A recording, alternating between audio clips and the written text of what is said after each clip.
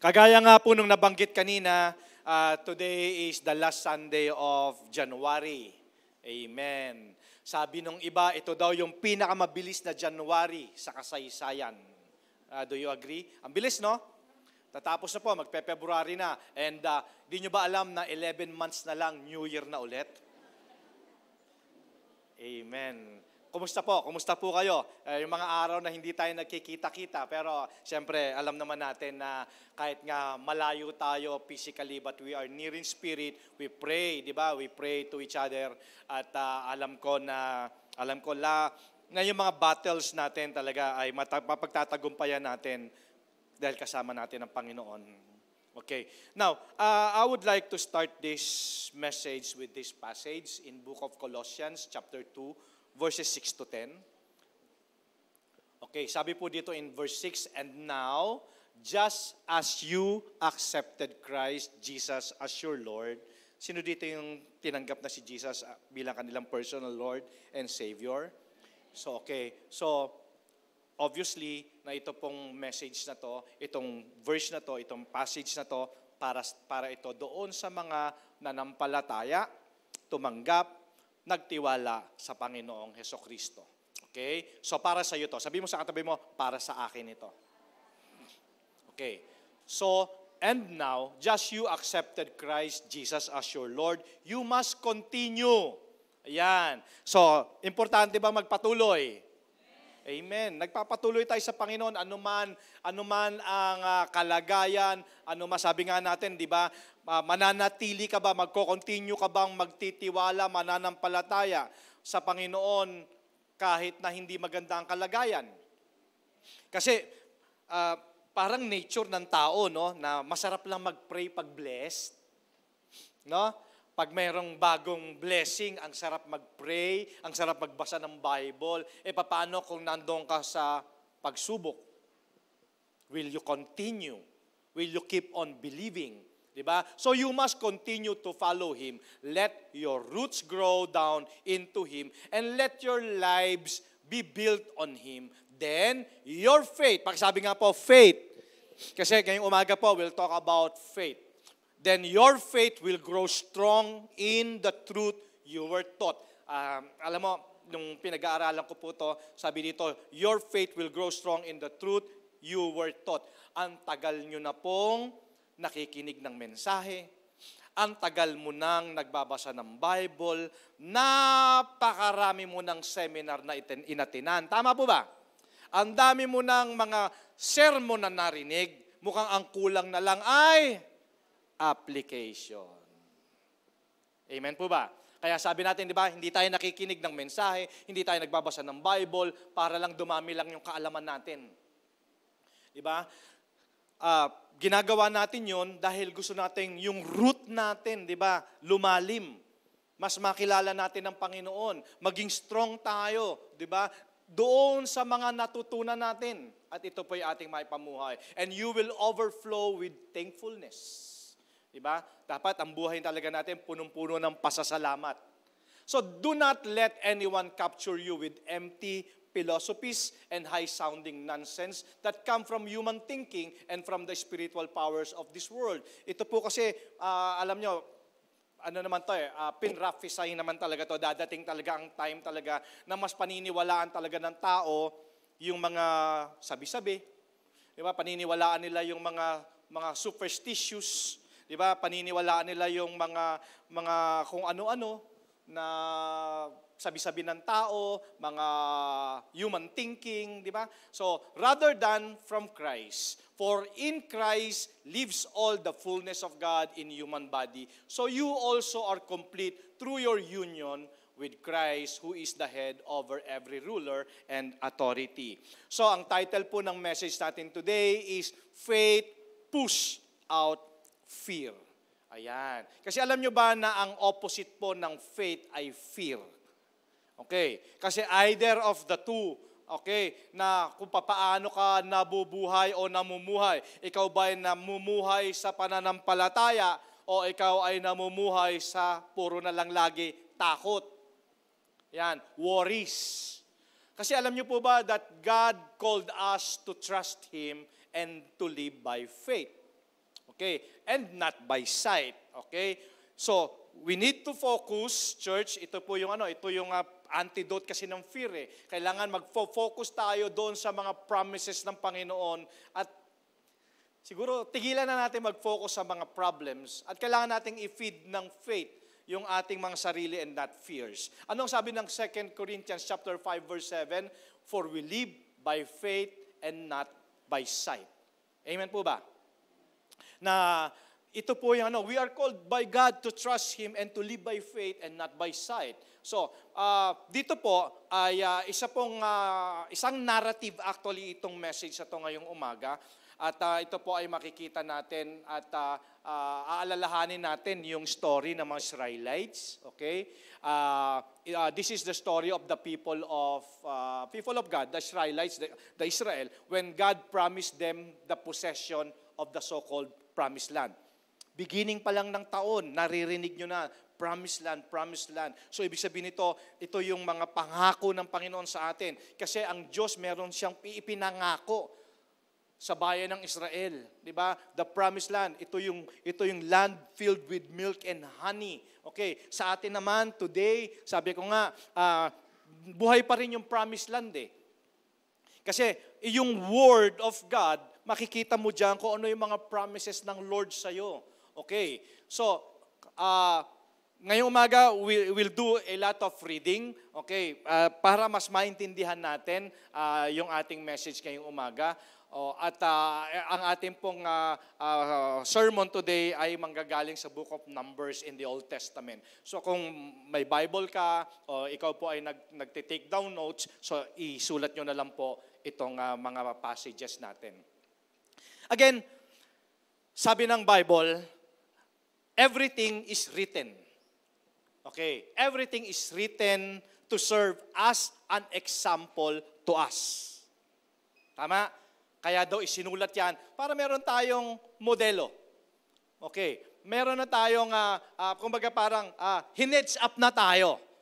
Ito yung nangyari sa kanila, meron dito mga lessons kung anong dapat gawin at hindi dapat gawin.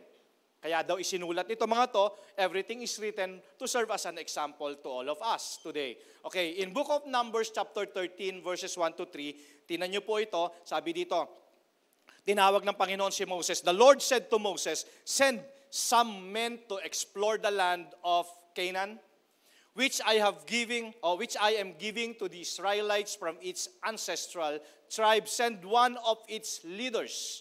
Okay? So, at the Lord's command, Moses sent them out from the desert of Paran. All of them were leaders of the Israelites. Okay? Take note of this. Lahat sila mga leaders ang ipinadala. Okay? So, ibig sabihin, parang hindi to mga ordinary na mga member lang nung tribe na to, sila yung mga nakatataas, sila yung mga leaders. Okay. Anong purpose? Kailangan silang mag-explore doon sa ipinangako ng Panginoon na promised land. Dito makikita natin in Book of Numbers 13:17 to 25, ito yung gagawin nila. When Moses sent them to explore Canaan, he said, go up through the Negev and go into the hill country. See what the land is like and whether the people who live there are strong or weak, few or many. So, naintindihan natin. Ito yung i-explore nila. Alam nyo, natatawa ako nung ginagawa ko to. Kasi, na-imagine mo ba anong ginagawa pag ikaw nag-e-explore? Na-explore mo, di ba? Kunyari, bibili ka ng bahay, na-explore mo, okay ba yung mga, di ba? Okay ba yung mga dingding, okay ba yung kisame, di ba?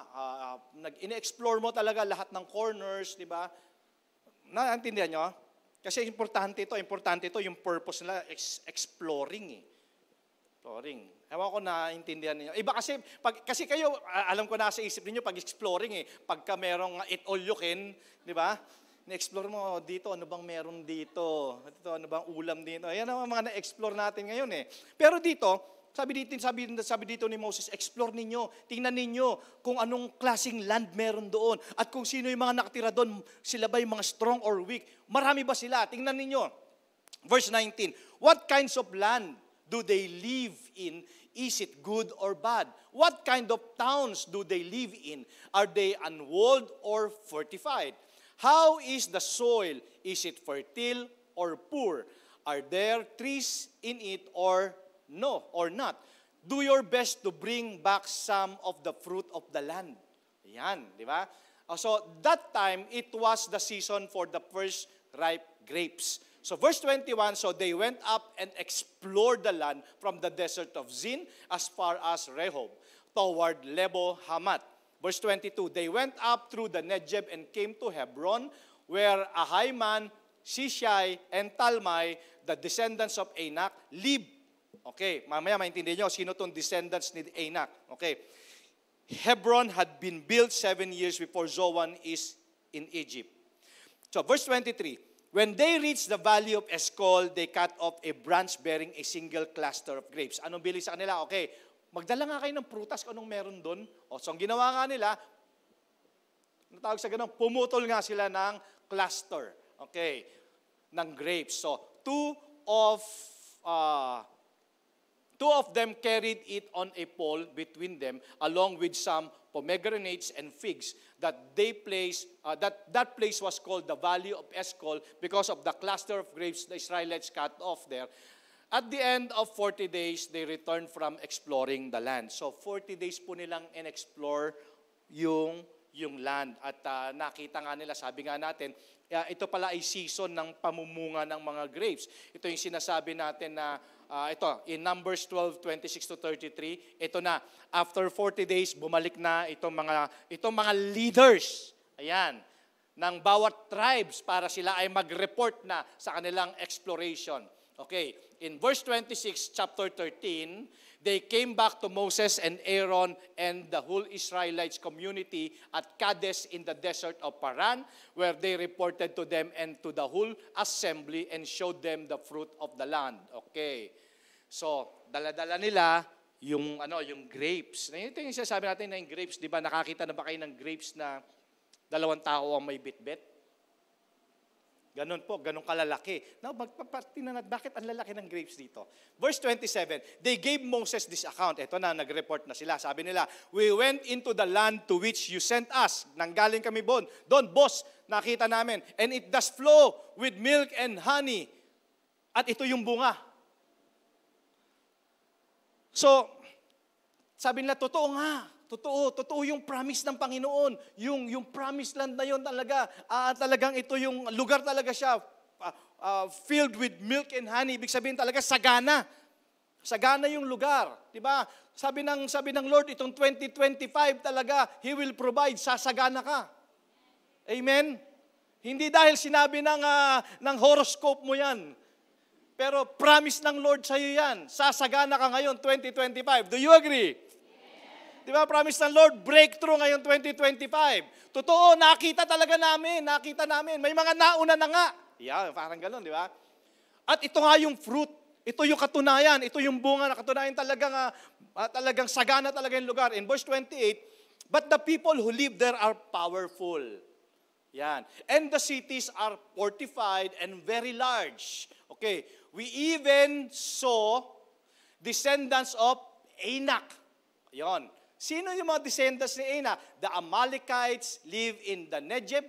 The Hittites, Jebusites, and Amorites live in the hill country. And the Canaanites live near the sea and along the Jordan. Verse 30, then Caleb silenced the people before Moses and said, we should go up and take possession of the land, for we can certainly do it. So, ibig sabihin, habang may nagre-report, excited si Caleb. Sabi niya, di ka na, i-possess na natin yung land na yon dahil kayang-kaya natin kunin yun. Diba? Pangako ng Panginoon sa atin yan eh. In verse 31, but the men who had gone up with him said, yung mga ibang kasama nila Caleb, we cannot attack those people. They are stronger than we are. Eto na, pumasok na yung mga negang tao. Sino dito yung excited ka i-share yung mga dreams mo, yung mga hopes mo, tapos yung taong napagsabihan mo, nega? Meron? Meron, no? True to life, no? True to life. Grabe naman. Kahit asawa mo lang, nega kasi hindi siya naniniwala sa iyo eh. Tama? Okay? Hindi mo excited na excited ka talagang, nangusap na nga si Lord sa iyo eh. Na panaginipan mo na, ikinuwento mo, eto na, in verse 32, and they spread among the Israelites a bad report. Grabe, doon sa verse 30, balikan nga natin verse 30, sabi dito, at verse 31, we can't attack those people. They are stronger than we are. Kaya doon sa verse 32, sabi dito, they spread among the Israelites a bad report. Grabe, may mga marites noon pa lang. Diba? About the land they had explored. They said the land were explored. The land we explored, the bars, those living in it. All the people we saw there are of great size. Alam nyo ba kung nung nakita nila yung lahi ni Anak? Mga higante. Wow. True to life, ha? Nahigante.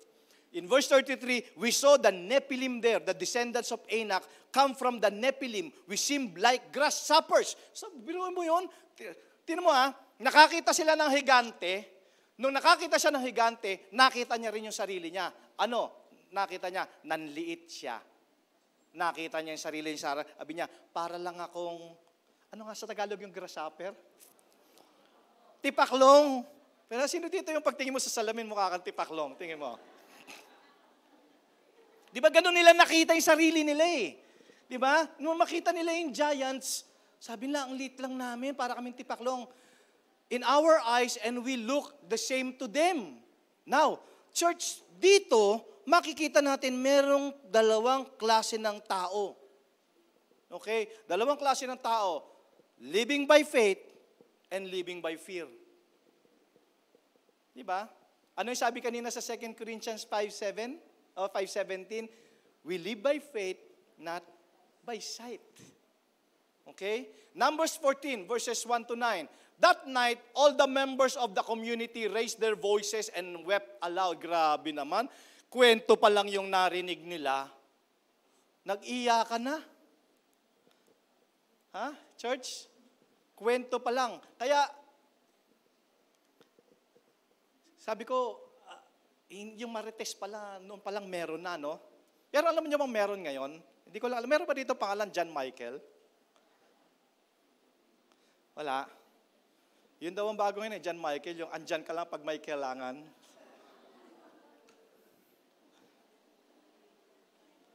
Grabe. They wept aloud, sabi ng Bible. Ibig sabihin, nandiyan na, nagsimula na silang magreklamo, di ba? Mag-complain. Verse 2, all the Israelites grumbled against Moses and Aaron, and the whole assembly said to them, if only we had died in Egypt or in this wilderness, why is the Lord bringing us to this land only to let us fall by the sword? Sinisi pa si Lord, no? Di ba? Ba't ganon? Dinalala kami ng Lord dito para dito lang pala kami mamamatay. Sana sa Egypt na lang. Our wives and children will be taken as plunder. Wouldn't it better for us to go back to Egypt? Verse 4, and they said to each other, we should choose a leader and go back to Egypt. Grabe, di ba? Binigyan ng vision yung leader nila about the promised land. Alam niyo ba, story dito, gusto pa nilang patayin yung kanilang leader. Di ba?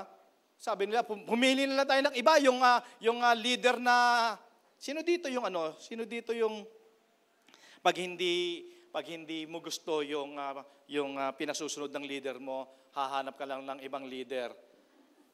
Yung ang iuutos sa iyo yung gusto mo. Pero di ba sabi natin, ang tunay na obedient is yung sumusunod ka kahit hindi mo gusto. Basta hindi ka mapapasama, Diba? Yun ang tunay na pagsunod. Church, in verse 5, then Moses and Aaron fell face down in front of the whole Israelites assembly gathered there. In verse 6, Joshua, son of Nun, and Caleb, son of Jephunneh, who were among those who had explored. Kasama, take note church, si Joshua at saka si Caleb, kasama nito mga leader na to nag-explore.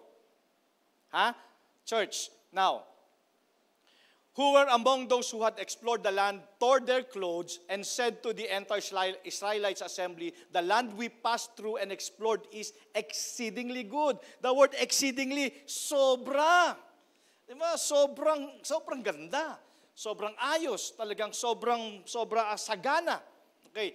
In verse 8, if the Lord is pleased with us, He will lead us into that land, a land flowing with milk and honey, and will give it to us. In verse 9, only do not rebel against the Lord. Diba? Anong sabi ng word, diba? Ibibigay sa iyo yung pangako sa iyo. Pag ipinangako ng Panginoon yan, ibibigay sa iyo yan. Basta, huwag ka lang magre-rebelde sa Kanya. Ibig sabihin nito, basta sumunod ka lang doon sa sinabi ng Panginoon. And do not be afraid of the people of the land, because we will devour them. Diba? Sabi nila kanina, para lang tayo mga grasshopper, kakainin lang tayo niya mga yan. Hindi, sabi ni Caleb at ni Joshua, tayo ang kakain sa kanila. Magbe-breakfast tayo ng higante. Di ba? So, their protection is gone, but the Lord is with us. Take note of this, church. Tingnan mo, saan nanggagaling yung confidence ni Joshua at ni Caleb na sabi nila, magtatagumpay tayo. Saan nanggagaling yon? Dahil alam nila, the Lord is with us. Do not be afraid of them. Amen? So, church, sino sa inyo naniniwala na magtatagumpay ka ngayong 2025 dahil kasama mo si Lord? Amen? Praise God. So, after reading itong story na to, ano naman ibig sabihin nito sa atin today? Now, my first question sa inyo mga kapatid is, what will you do when what you see doesn't match well with what God says? Kagaya ng mga na-experience nitong nag-explore doon sa Promised Land. Papaano nga na para bang expectation versus reality? Na-experience na kayo ng ganon? Excited ka dahil nag-message sa sayo yung delivery mo dadating. Ina-expect mo yun na dadating tapos iba yung dumating. Tama? May na-experience ba sa inyo ng ganon? Yung umorder ka ng Nike, dumating lababo. Diba? Grabe, may mga nababasa akong ganon. Sabi ko, hindi naman at expectation versus reality. So ganon na nangyari. Kung ikaw nando sa ganong kalagayan, ano ang gagawin mo, okay, when what you see doesn't match sa expectation mo doon sa pangako ng Lord? Church, yung iba yung nangyayari sa paligid mo na excited ka, confident ka this 2025, pero parang iba ata ang nangyayari. They didn't expect to see fortified cities, let alone giants in the land. Hindi nila inaasahan yun. Ang sabi ng Panginoon, okay, ibibigay ko sa inyo ang lupang pangako, pero hindi nila inaasahan na meron palang mga walls. Meron palang mga higante. At hindi lang basta higante, marami sila. Spread out sila doon sa buong area. Kaya parang everything nang nakita nila, nung in-explore nila, ay hindi nagpo-flow with what they expect from God. Na nagsabi na, I will give you this land as a possession. Church, alam nyo ba kung saan nagsisimula ang fear? Because of deception.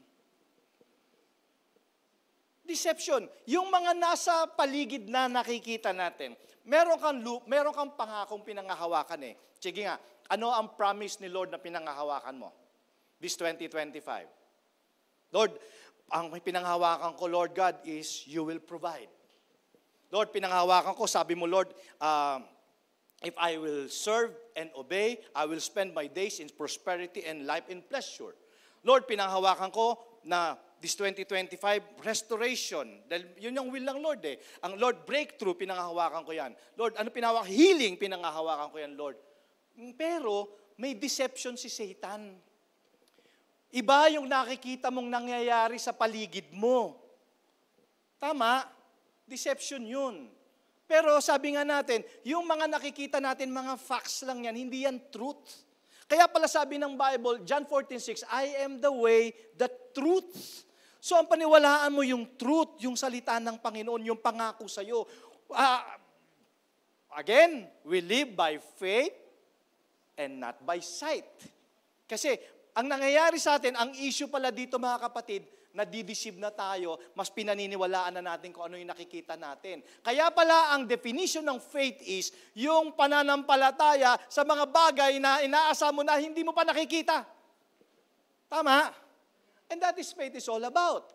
So, church, for us today, minsan ang nangyayari, the worst, nagkokos pa yung mga bagay na yun. Kasi pag na-deceive na tayo, nagkokos na yun na i-question na natin at magdududa, magdadoubt na tayo sa Panginoon. Marahil siguro, itong mga tao na to, na-question din nila. Sabi nila, marahil, if the Lord says He's giving us this land, how then can there be occupants in it? Diba? Kung sinabi ng Lord na ibibigay niya sa atin yung lupang pangako na yun, bakit may mga nakatira doon? Mga higante pa. So, yung difficult situations na na-experience itong mga Israelites, siguro marahil naglalaro na sa isip nila na patuloy ba tayong mananampalataya? Patuloy ba tayong magtitiwala doon sa pangako ng Panginoon? At ganun din po tayo minsan. Sana po hindi kadalasan. Minsan. Di ba? Minsan ganun tayo. Pagka hindi na natin... Pag iba na yung nakikita natin, according doon sa ine-expect natin, ito na, naglalaro na sa isip natin. Diba? Patuloy kaya ako magtatrust sa Panginoon? Paniniwalaan ko ba ang Panginoon? O itong mga nakikita ko sa paligid ko? O yung sinabi ng Panginoon? Alin ba doon? Pangako ba ng Panginoon o yung mga nakikita ko? Kaya pala sabi ng Bible, we are called to live by faith and not by sight. Paano mo malalaman if you are living by sight or you are walking by sight? Malalaman mo pala if you're walking by sight when you believe in everything you see. Yun na yun.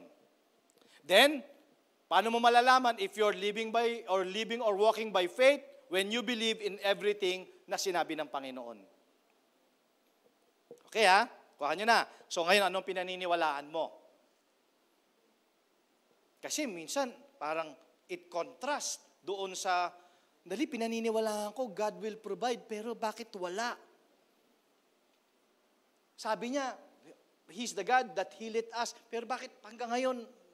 Pero ano bang paniniwalaan mo?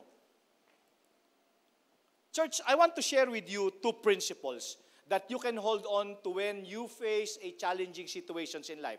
Dalawang principle lang to, okay? Kasi ito yung nagte-threaten na ma-derail tayo from faith and trust in God. The first principle is, syempre, church, kailangan pangahawakan natin to ha, especially sa mga challenging situations, ngayong 2025. Okay?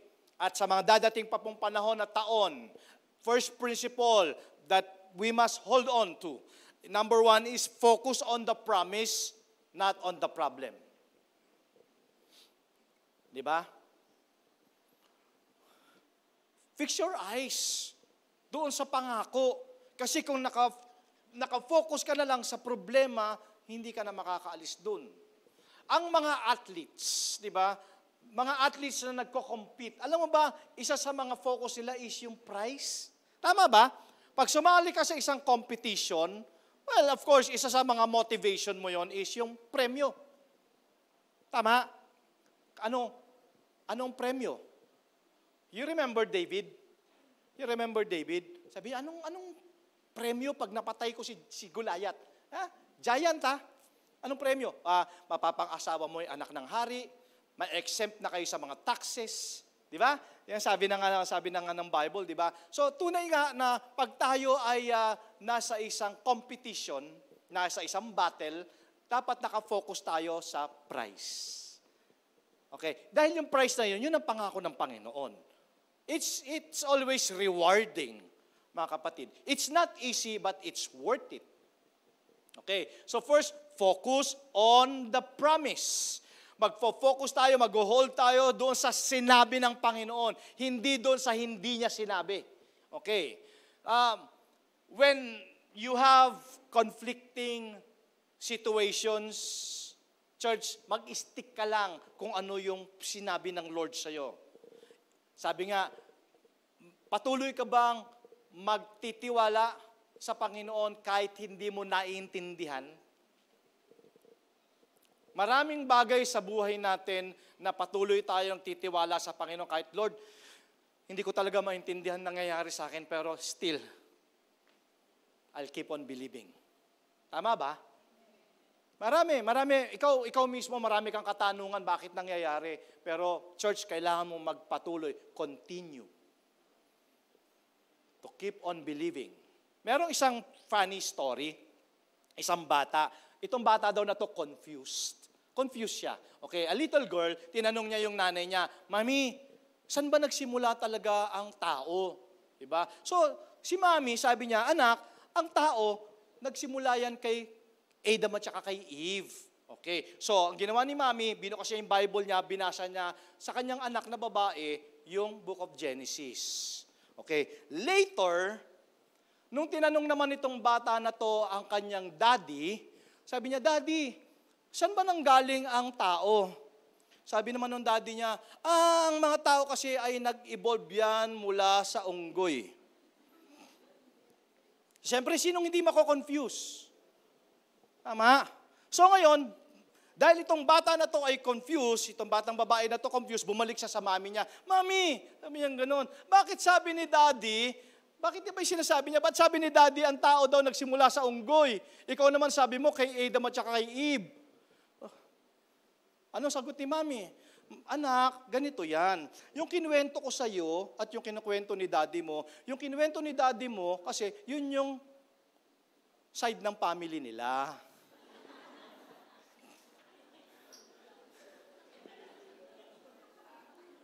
Yung sa side namin, kay Adam at saka kay Eve galing yun.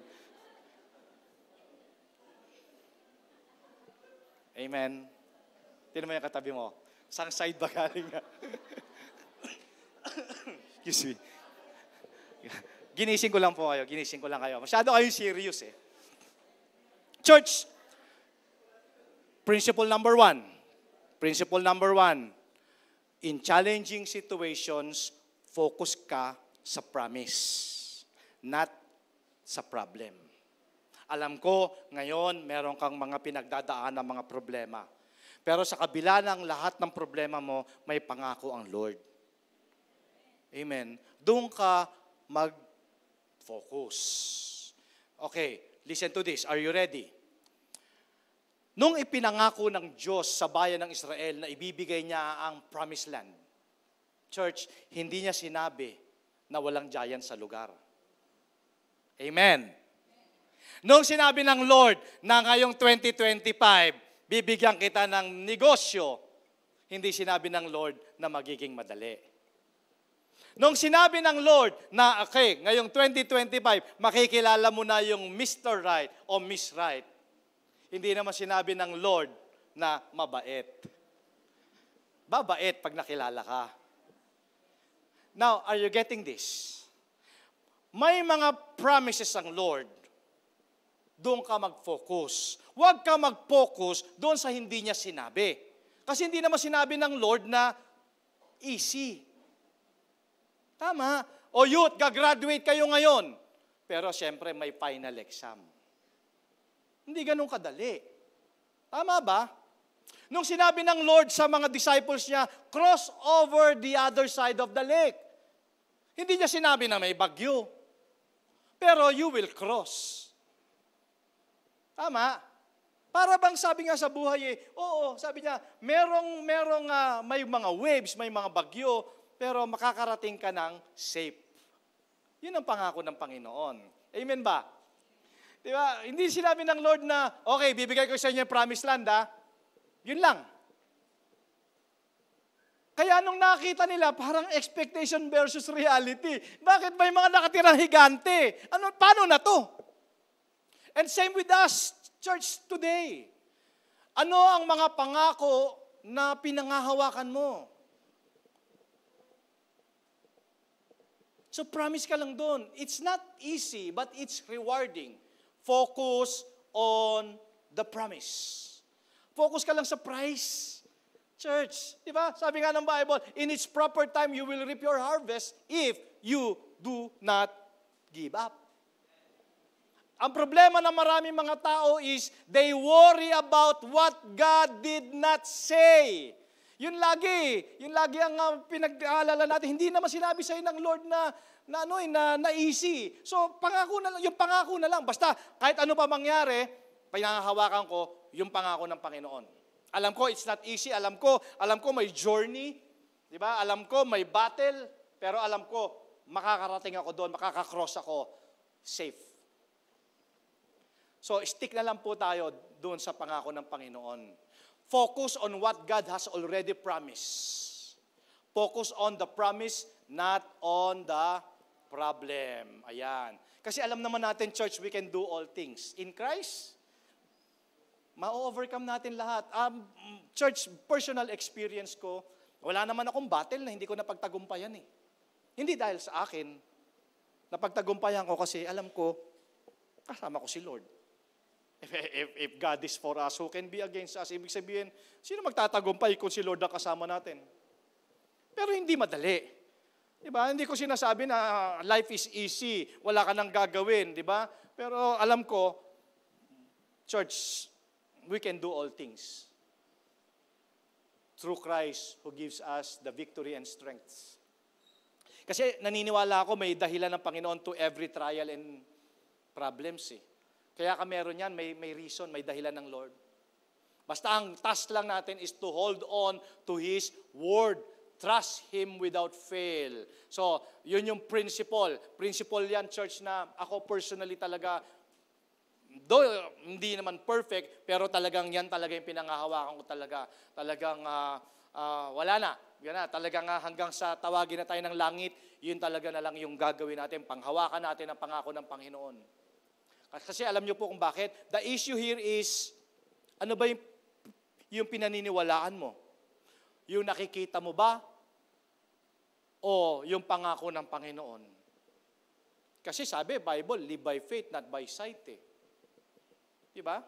Kaya ngayon, akala ng mga Israelites, end of the world na in book of Numbers chapter 14, verse 3, no? Wala na, talagang masyado na, overthinker na sila. Diba? Na picture out na nila eh. Ganun tayo, diba? Ganun tayo pagka may problema eh. Nai-imagine na natin. Kasi si Satan talaga, deceptive talaga eh. Diba? Pinapa-imagine niya sa atin, ito yung pwedeng mangyari sa'yo. Diba? Ito yung pwedeng mangyari sa'yo. Ano pala ngayon? Anong date ngayon? January 26, 2025. Alam mo ba, sa 2026, baka ganyan mangyari sa'yo. Next month, baka ganyan. Di ba? Yung sumasakit sa tagiliran mo, nako, cancer yan. Yun pala, naipit lang pala ng pagtulog. Tama ba? Na-experience natin lahat yun. Di ba? Pero tingnan nyo, church, think about this. Doon sa mga leaders, 12 spies, doon sa mga leaders na nag-explore ng land, kasama doon si Joshua at si Caleb. Kasama nilang nakakita ng fortified cities. Ibig sabihin, walled cities. Secured. Okay. Kasama nila si Caleb at si Joshua na nakakita ng mga higante. The same problem yung nakita nila. Pero yung eyes ni Caleb at ni Joshua sa iba nakafocus. Something else. Obviously, itong dalawa lang na to, si Caleb at si Joshua yung confident. Confident sila kasi nakafix yung eyes nila doon sa pangako ng Panginoon. In Numbers 14, 7-9, sabi dito, the land we passed through and explored is exceedingly good. Church, lahat sila, buong church, nakarinig ng sermon today. Amen. Lahat nakarinig. Pero bakit iba-iba ang resulta? Amen? O nga, no? Di nyo ba natanong yon? Bakit ganun? Yung mga nag-church every Sunday, isang sermon lang naman naririnig natin. Pero paglabas ng pintuan ng church, iba-iba yung resulta. Sabihin ko sa inyo ang dahilan mamaya. Sabi dito, the land we passed through and explored is exceedingly good. If the Lord is pleased with us. Alam nila, di ba? Alam nila na ibibigay sa kanila ng Panginoon. He will lead us into the land. Sabi nga, kung ang Panginoon talaga pangako sa atin, itong 2025 na to, magtatagumpay tayo, pero hindi madali. Okay. A land flowing with milk and honey and will give it to us. Only do not rebel against the Lord and do not be afraid of the people of the land because we will swallow them up. Grabe. Ano yung sabi kanina nung kasama nilang nag-explore? Ang lalaki nila, mga higante. Para lang tayong mga tipaklong. Diba? Pero iba yung pananaw ni Caleb at ni Joshua. Sabi lang gano'n, na napakaganda nung land, sabi niya gano'n. I-possess natin ito. Okay. At yung mga higante dito, kainin na lang natin. Diba? So, it's a metaphor. Kumbaga parang hindi sila magtatagumpay sa atin kasi kasama natin ng Panginoon. Their protection is gone, but the Lord is with us. Church, do not be afraid. 2025, I believe there will be lots and lots and lots of challenges. Alam ko, 2025, harapin natin maraming mga pagsubok, problema, but do not be afraid because God is with you.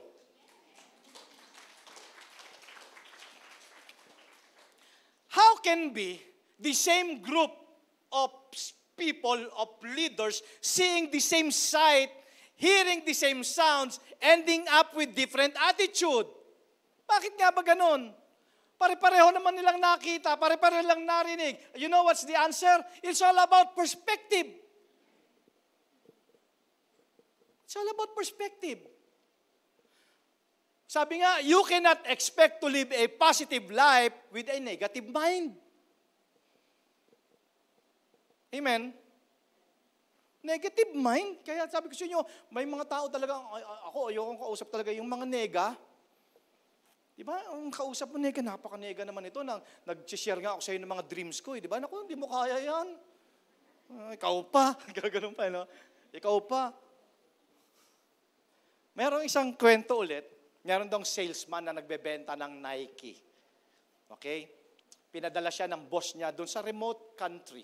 Okay? Nung dumating siya doon, nadismaya siya kasi nakita niya yung mga tao nakapaa. Pero salesman ka ng Nike, ipadala ka sa bundok, no? Okay. So, tinext niya ngayon yung boss niya, boss, walang prospect dito. Di tayo makabenta dito kasi yung mga tao dito, mga nakapaa. So ngayon, sabi ng boss, sige, di bale, balikan na dito. After some time, yung boss niya nagpadala naman ng panibagong salesman ulit doon sa lugar na yon. The same area. Okay. Na kung saan bumalik yung dati niyang salesman at nag-report na yung mga tao daw mga nakapaa.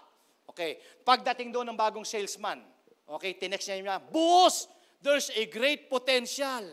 Kasi yung mga tao dito, mga nakapaa. So, ibig sabihin, marami tayong mabebentang sapatos. Church, it's all about perspective. Paano mo nakikita yung problema? Ano bang focus mo? Problema o pangako? It's about perspective. Ito 2025 na to, di ba? We live by faith, not by sight. Tingnan natin kung ano ba talagang focus natin. It's all about perspective. Focus tayo sa promise, not sa problema. Okay? Kaya nga sabi ng Isaiah 55:10-11, for as the rain comes down and the snow from heaven and do not return there. Di ba? Pag umulan yan, bumabalik pa ba yan? Di na, di ba? Now, but water the earth and make it bring forth and bud, that it may give seed to the sower and bread to the eater. So shall my word, ito yung sinasabi natin mga kapatid, yung written, yung given word, yung Bible, ibinigay na ng Panginoon yung will niya, ibinigay na yung pangako niya, at ang sabi niya, and it shall not return to me void. Ayaw ng Panginoon, yung mga pangako niya, walang makinabang. Amen. It shall not return to me void, but it shall accomplish. Grabe, no? Ikaw ba to? Ikaw ba itong gusto mo makaranas na to na, Lord, yung pangako mo, hindi babalik sa iyo ng walang kabuluhan yan, Lord. Panghahawakan ko yan.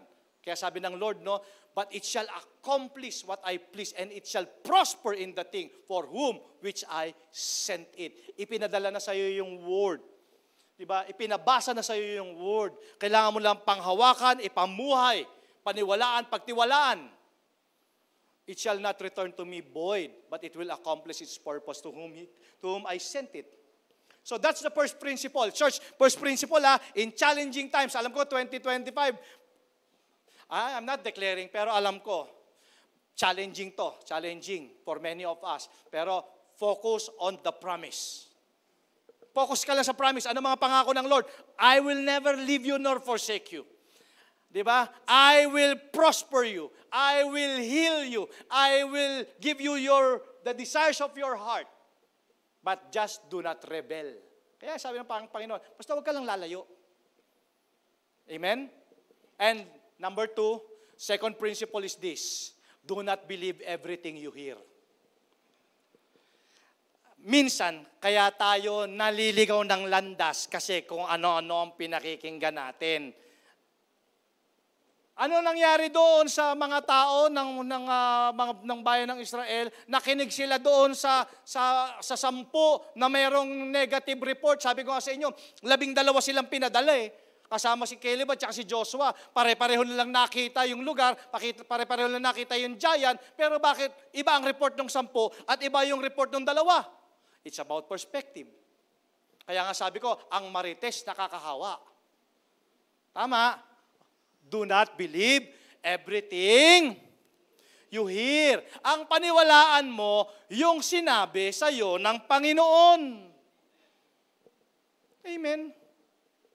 Yung mga tao, tinan mo do not believe everything you hear. Yung mga tao, hindi na ba nila nakita, present pa sila doon? Hindi, di ba? Yung 12 lang ang present. Pero nung narinig nila yung report, natakot sila. Di ba? Sabi ng verse 32 ng Numbers 13, and they spread among the Israelites a bad report about the land they had explored. Praise God, di ba? Buti na lang si Joshua at si Caleb, iba yung spirit nila. Kaya ano ang mas nakahawa?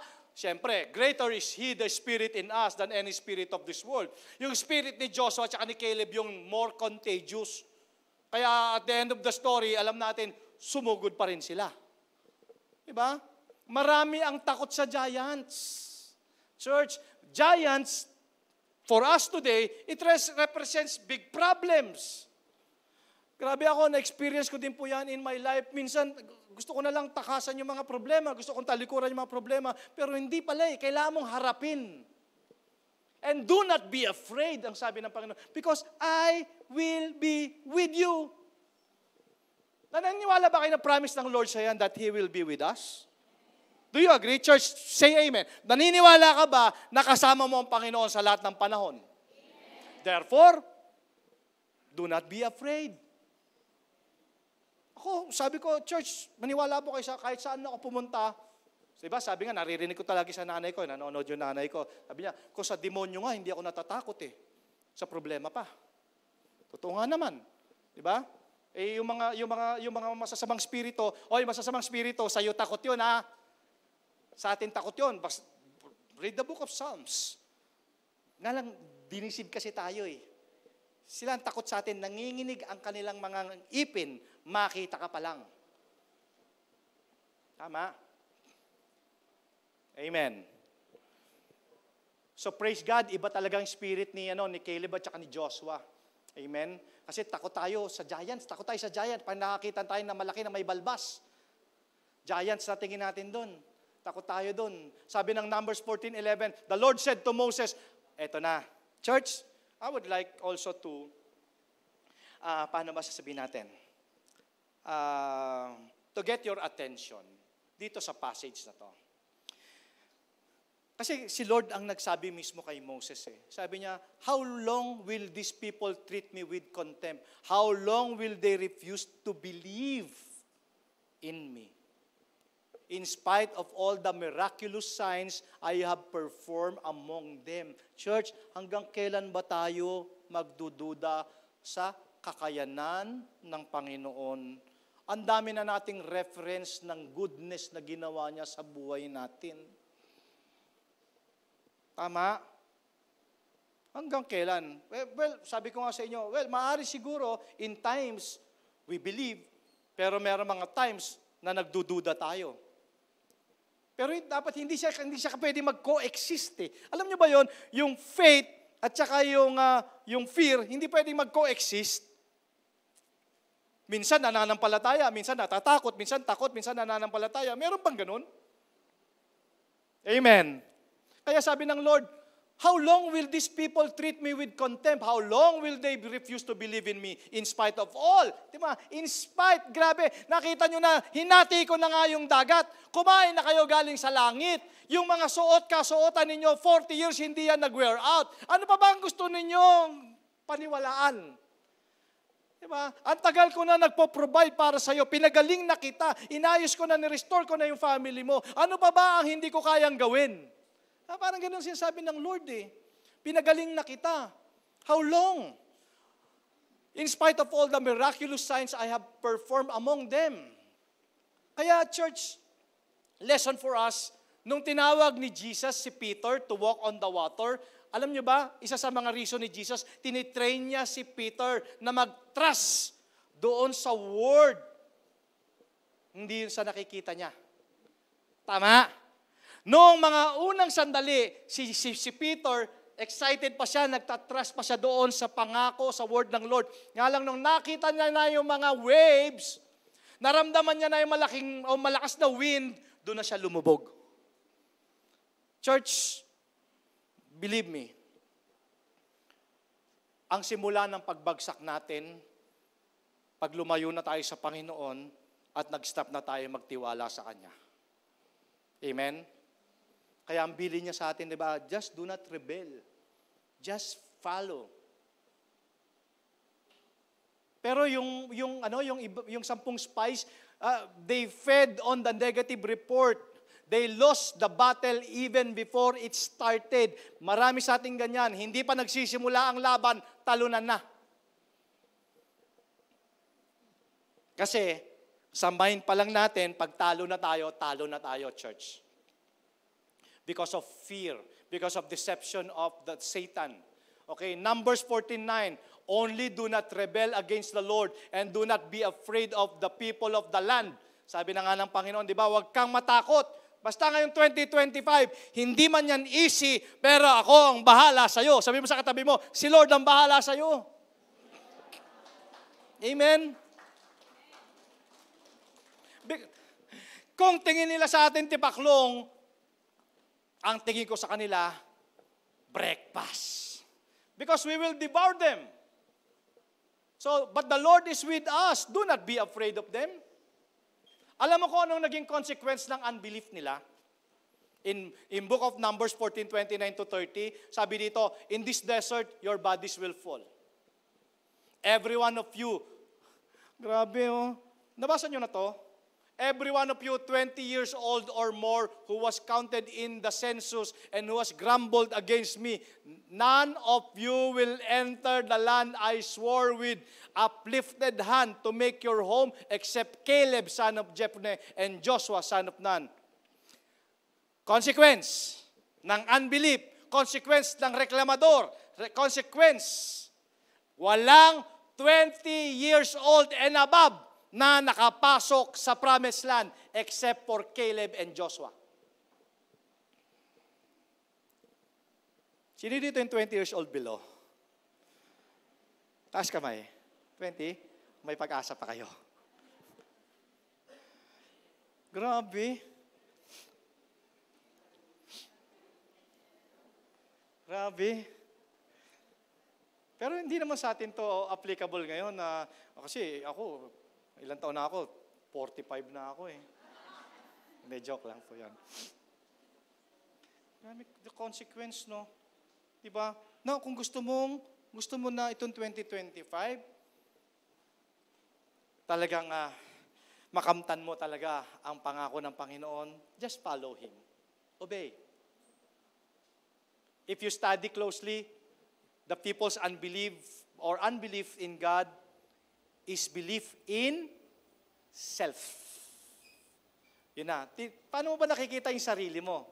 Kasi alam mo, ang nakita ko dito, pag binasa mo, nakatingin kasi sila doon sa sarili nilang kakayanan. Hindi natin to kaya.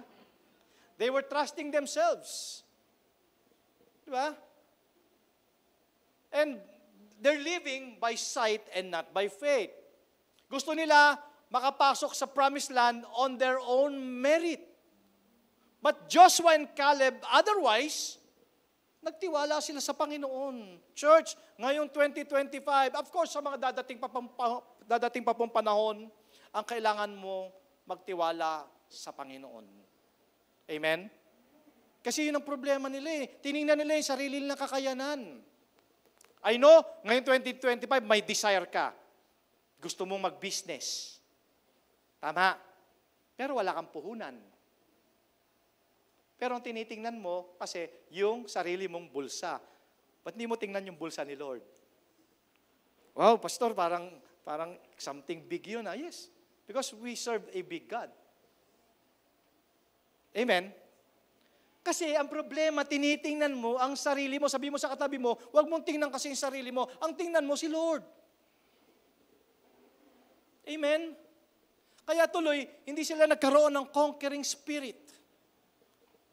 Kaya itong buhay natin, punong-puno talaga ito ng punong-puno ng battle. Pero kailangan talaga, church, we live by faith and not by sight.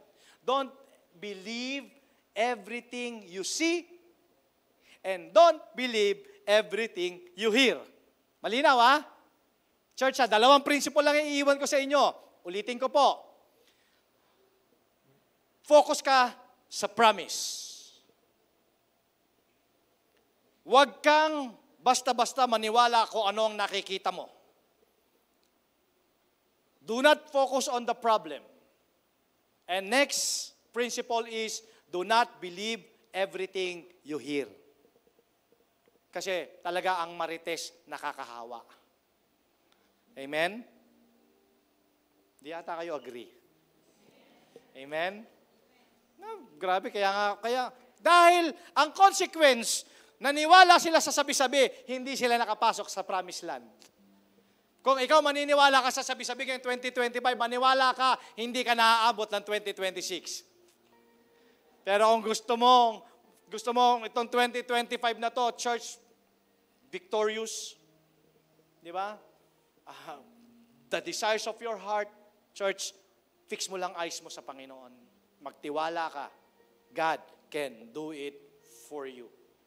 And when you do that, faith takes over. And when faith takes over, fear is pushed out. Sabihin niya doon sa takot, alis ka dyan dahil meron akong pananampalataya.